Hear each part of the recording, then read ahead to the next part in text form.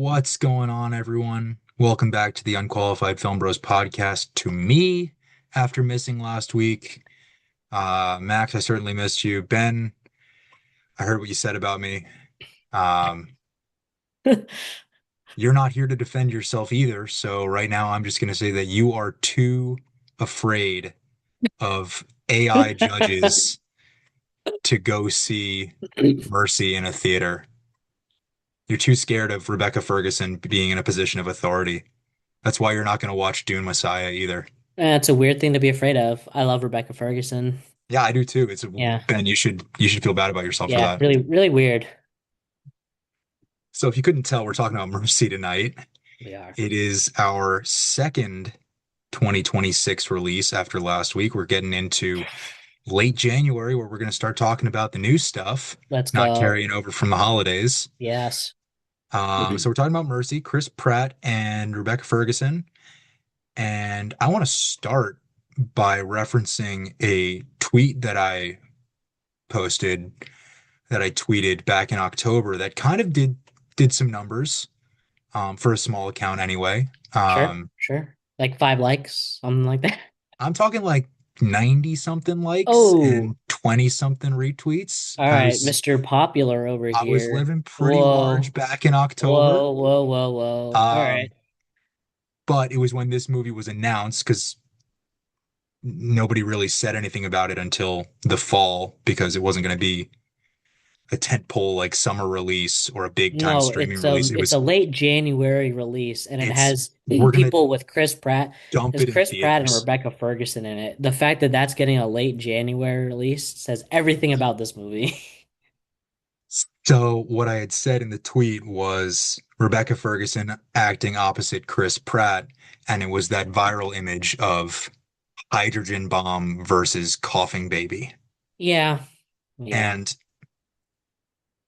I walked out of this theater one angry at the movie that I had just watched because fuck this movie, but also feeling so vindicated for that prediction Yep. because even though Rebecca Ferguson is given a dog shit script Dog, as Judge absolute dog as shit. Judge Maddox, There's absolutely nothing there. there's no substance to her. We'll get into it. There's no substance Yeah, to her dialogue and her delivery. Like she's very good in a it's terrible role. fine. Yeah. She tries to elevate it as best she can. And then Chris Pratt dude should have stayed fat and stayed making comedies. Like Yeah. I love him as Star-Lord, Andy but Dwyer, like, come on, Andy give us Dwyer like was lovable his. fucking idiot. He can't play serious, man. He just can't. So, with that cold open out of the way, Max, Oh God. what'd you think? All right. Okay. So one, Rebecca Ferguson should fire her agent. Ben said this. I don't know if it was I don't know if it was recorded last week or not, but he said this to me when we realized what we were doing this week. And he said she should fire her agent. And I'm like, I don't That's disagree. that's before seeing the movie. That's before Now, seeing the you movie. and I have seen the movie, Yeah, he hasn't seen the movie. And I don't disagree with and that. he was right. She's been in 3 Mission Impossible movies. She's in the Dune franchise with Denis Villeneuve. She was the Jenny Lind in The Greatest Showman. Whatever your thoughts are on that movie, She was Rose the spectacular. Hat She was in great. Doctor Sleep. Yeah, Doctor Sleep, she's fantastic. Rebecca Ferguson is a great actress, and she might not necessarily be an A-list, but she is a She has fantastic every right actress. to be. She is a fantastic actress that deserves better than what this film gave her. This film, and I don't know much about the production or sort of how they filmed it, but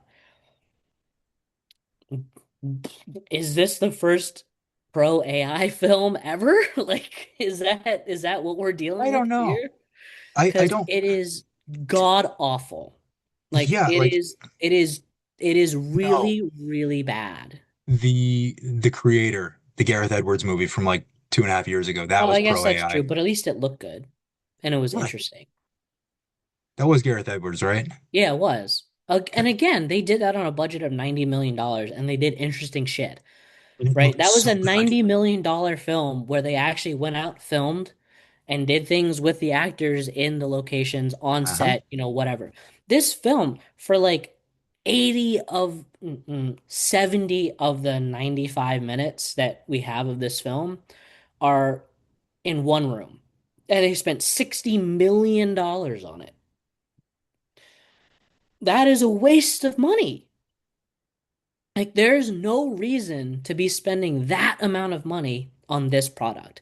There is, in my opinion, there is there is not much that's that interesting about this film. I What comp understand what they're going for, right? Because it is a sort of predictive film of here's where we could go, and this is really, really scary, and it's terrible and everything. And I agree with that, but it's I'm gonna also cut at you the off same for a time second there.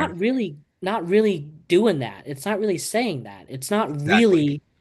It's not really going after AI in the way that you think it might, right? Like So you think that at the end at in your heart that it's gonna exonerate Chris Pratt's character at the end because otherwise it's like, what are we doing here? This is even more of a waste of time. So at the end of the day, he's getting acquitted or like he's getting off from this crime. But they don't really make a statement about it. It's really just like, oh, it kind of like just doesn't work because there's like a corrupt person within this system, which is Jack, I guess, who's kind of like, oh, we need to show the efficacy of the mercy system. And I guess that's fine, but it's just uninteresting. Like, we know exactly where this is going from minute two in this movie. yeah, I would even argue from minute one, Yeah. like the second he's waking up in that chair, it's like, Yeah. well, he's gonna get out of the chair. Yeah. We know he's even from the trailer, we knew he was falsely accused. Anyway, Yeah. um, going back to what you said a couple minutes ago about this film talking about where we could end up and the possibilities of artificial intelligence in the judicial process, which I know legally speaking, you are probably a little bit more fascinated in than I am.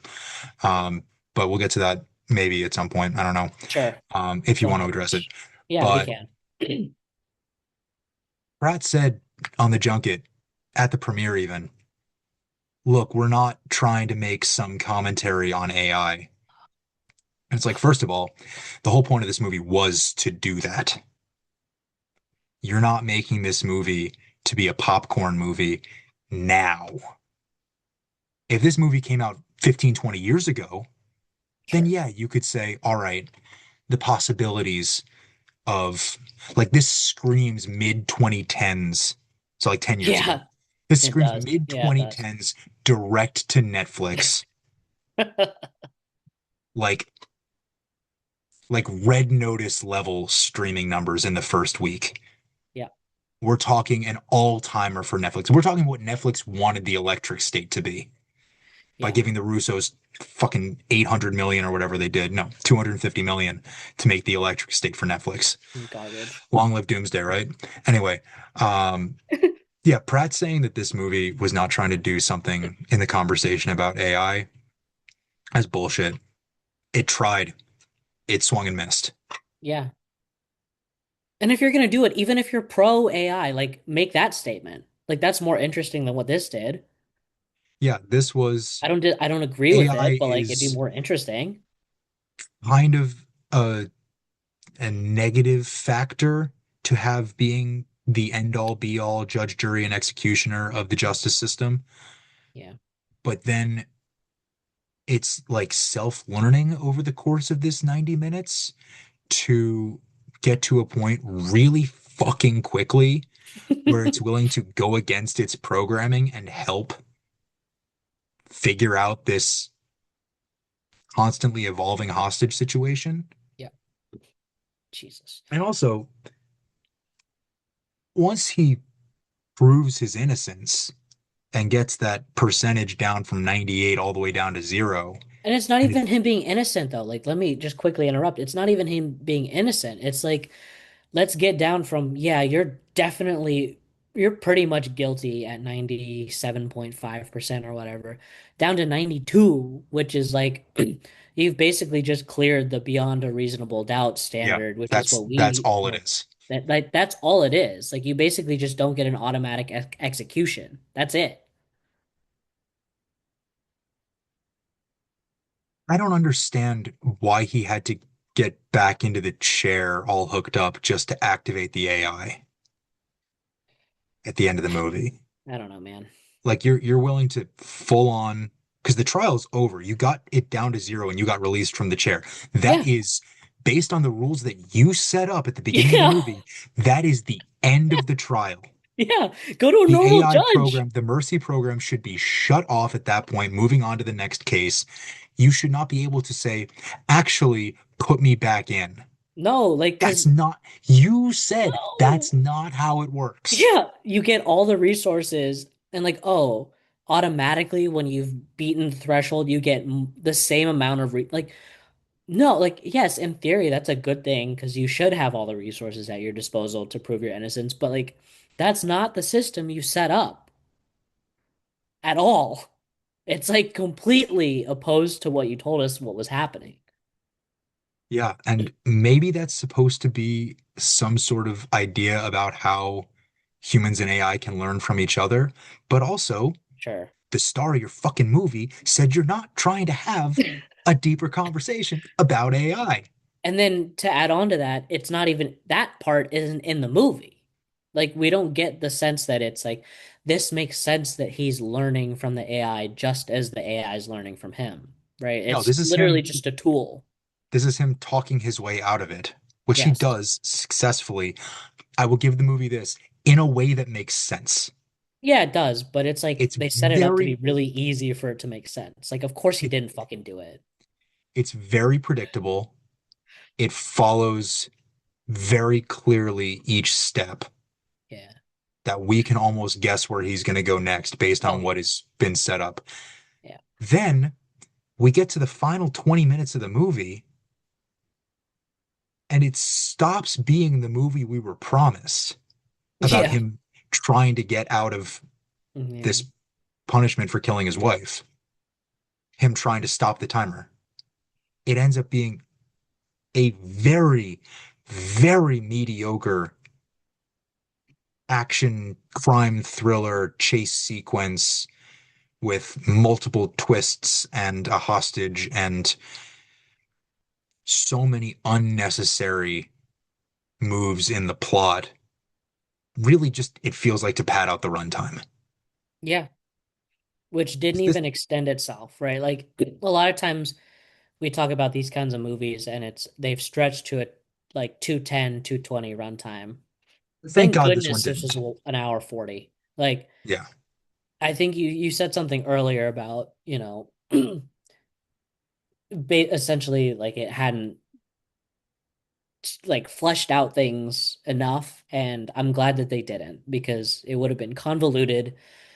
It wouldn't have made sense. And it just would have been an unbearable experience. Like at least this was an hour 40, can get in and out, Like this was an easy watch at that sense. Yeah. And I think one thing that made that a little bit easier to stomach is the fact that we had a literal countdown to the end of the Yeah. movie on Yeah, the we did. screen the entire time. Yeah. So, It was I remarkably mean, accurate too. I never pull out my phone in a theater because it's a fucking dickhead move to do that. Yeah, unless you're literally the only person in the theater, Right. don't do it. Yeah. And also if it's a really shitty movie like this one is, Yeah.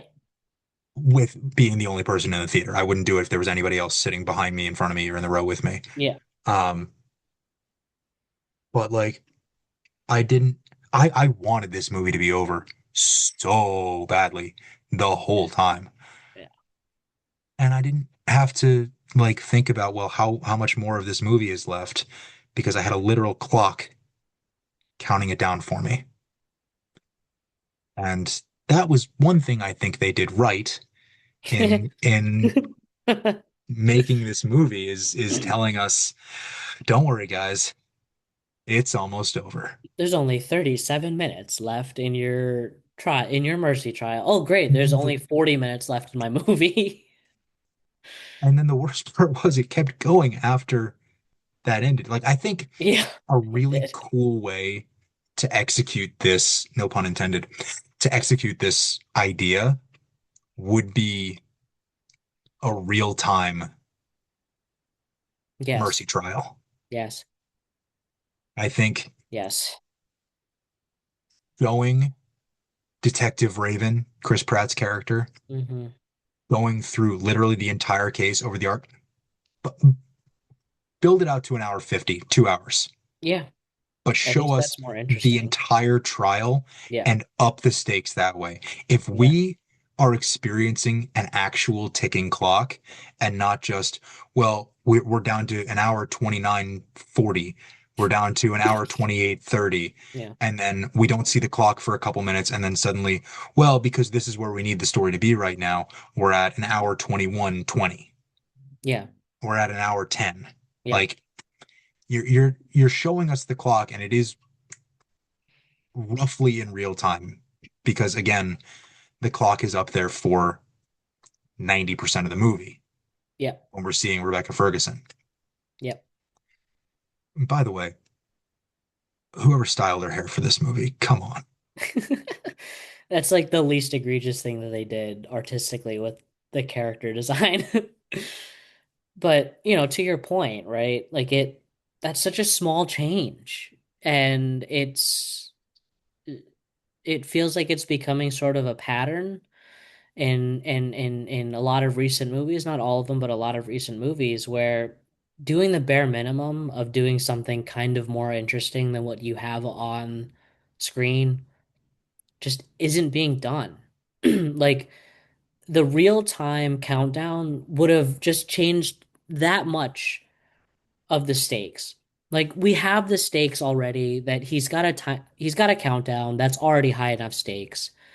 But to make that small change to make it a little bit more interesting wouldn't have made this a good film necessarily. If you keep everything else the exact same, the writing, the sets, everything, like it's way too flashback and sort of, footage heavy, which is completely flawed in the way that it tells a story. I I will give credit to the editor Mhm. for the way that this movie is laid out and presented. Sure, I think it sure. it obviously it doesn't look as good as the creator for No, an AI based movie or a movie about AI, excuse me. no, yeah. Um, but given the setup of essentially two people talking in a room, which is Mhm. the simplest narrative structure in all of storytelling. Two people talking in a room, Yeah. bare minimum of story. Hmm. To make that interesting, you have to do something visually. And this movie Yeah. tries to do that, and it does it. Um, Not well. No. It picks a lane early on in how it's going to show the footage, how it's going to show the evidence, how the judge is going to be shown what the capabilities of projection around Chris Pratt in the room are going to look like. Hmm. It makes those choices to its credit, not to its benefit. Yeah. And they It make the sense look at the like the it makes very sense. bare The like the very look least. That the makes look sense. gets Yeah. very stale Yeah, it very does. quickly. Sure does. Yeah. Like it's only so interesting to see Chris Pratt superimposed into this room or into this highway or into the back of a truck or a parking garage or a police precinct. It could be anywhere.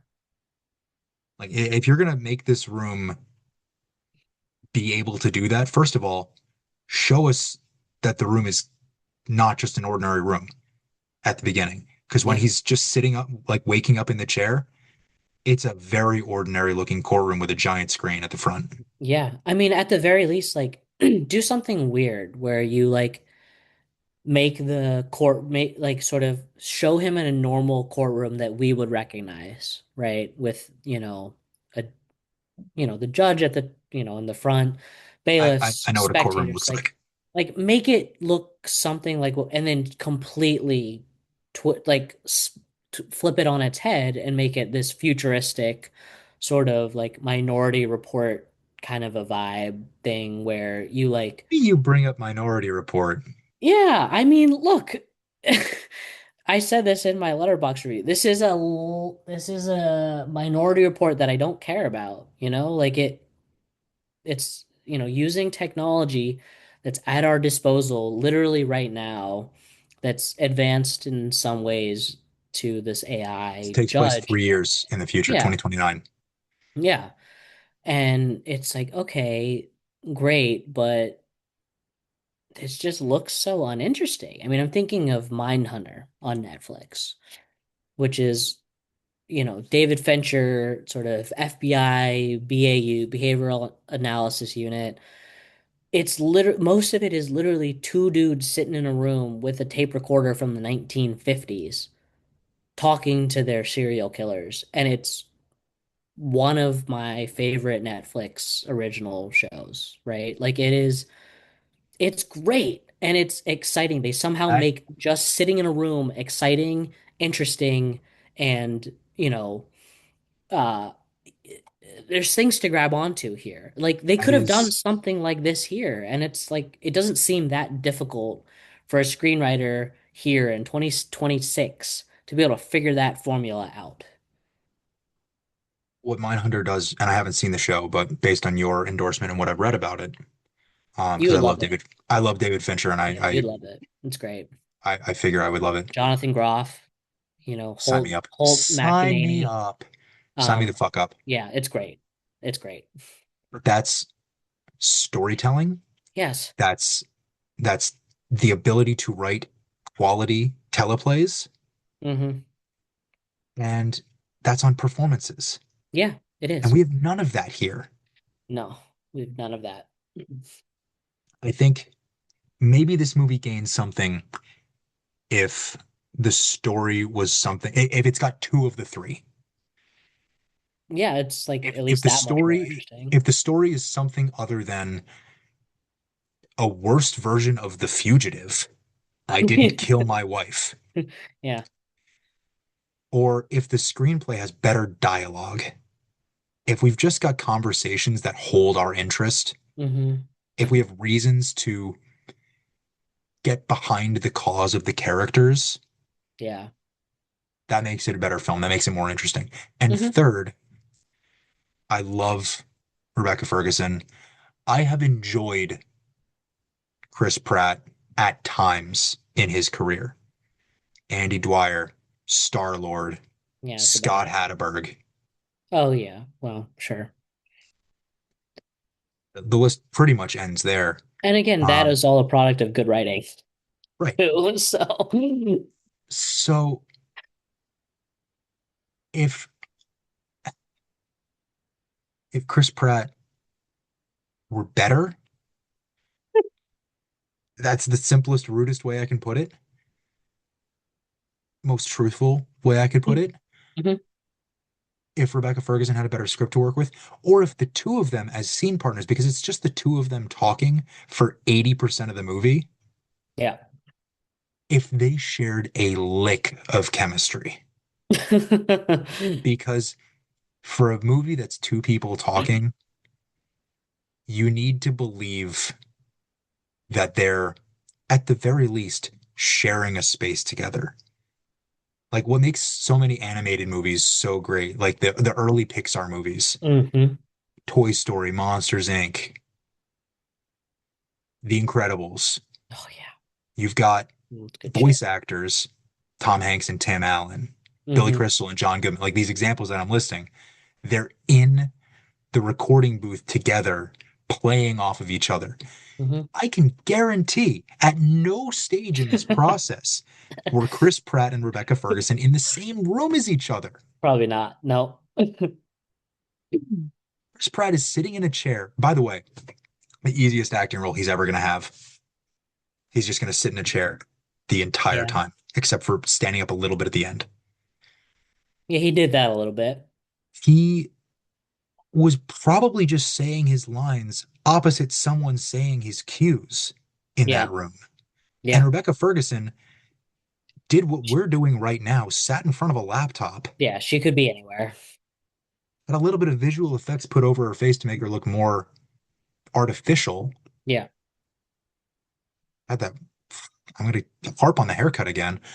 And we're seeing her probably reading lines with the lines written on a screen in front of her. I Yeah. mean, she's very talented. Maybe she memorized the dialogue, But at the end but of the day, it doesn't really matter it doesn't really because matter because we she's get just this on a product. screen. Yeah, we get this. Like, There's the fact that we have two actors in this film, and Annabelle Wallace is in this movie, and um, what's her name who plays Jack, um, and the daughter and the bad guy, and there's a couple other people, but really this movie is Chris Pratt and Rebecca Ferguson.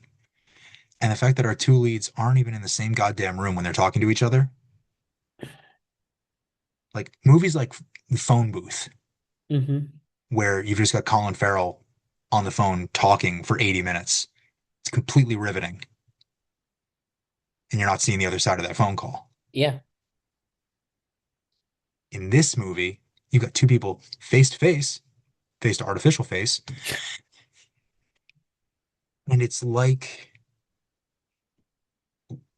the edit is the only reason why their words overlap.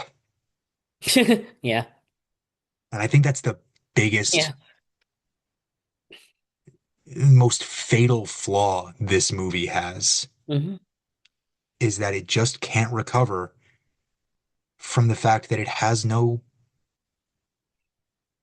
filmic substance, Yeah, it has no soul. Like it has no soul. it has absolutely no soul, right? Like Exactly like we artificial intelligence. exactly. We talk about what AI does. We talk about what it is capable of. What it is not capable of is delivering a product that has heart, soul, and like that human element. And like if that's what you're going for in this movie, okay, great. But like that's kind of a flawed premise to start on, you know? We all know that AI doesn't have anything new or original to offer. We all know that it is a tool to make your life as someone whose job it is to make things creatively, to pour your heart and your soul into something. We know that AI doesn't do that. And I get that if that's the point you're trying to make, great. But that does not come through with the final product of this film. What comes through in the final product of this film is that you just didn't do the work to make AI interesting. The creator made AI interesting. As flawed as that movie is, not only did it look great, but we actually cared about the characters. I don't give a shit what happens to the characters in this film. I'm not even rooting for Chris Pratt in this movie. Like, that is a huge flaw in what we get on screen. Like, that doesn't make any sense. If we're rooting for a guy, and maybe we're not supposed to, but I feel like we can't give the movie that much credit for what it was trying to get to. Like, I don't think they were trying to do something creative or try and slip one past us. Like they're trying to get us to root for Chris Pratt for Detective Raven. I don't do that. I don't care what happens to him. All I care is that this AI shit gets like resolved, and that's it. Whether it gets resolved and he becomes guilt and he's guilty or he's not guilty. I don't care. All I care is So about the AI stuff that gets resolved. Is like get rid of that. something that could have made the movie a lot more interesting that's just occurring to me now. This is a movie where artificial intelligence is clearly advanced enough to be judge, jury, and executioner in the Mhm. justice system. Mhm. Why the fuck is there not a single goddamn deep fake? Yeah, or even a single execution that we see, right? Like if we're We supposed see to be we see one, we do, but it doesn't have that the brother. impact, right? Like I feel like we should at the very beginning get at least, get some backstory of how it became part of the LAPD. Like we get that like, oh, crime is spread in LA and this mercy system has been put into place where it's like, okay, Great, but Yawn, like, exposition, yawn. yeah, that's not interesting. Like, give us the stakes of how awful it actually is. Yeah, Like, give us the backstory of like, this is how it started. Great.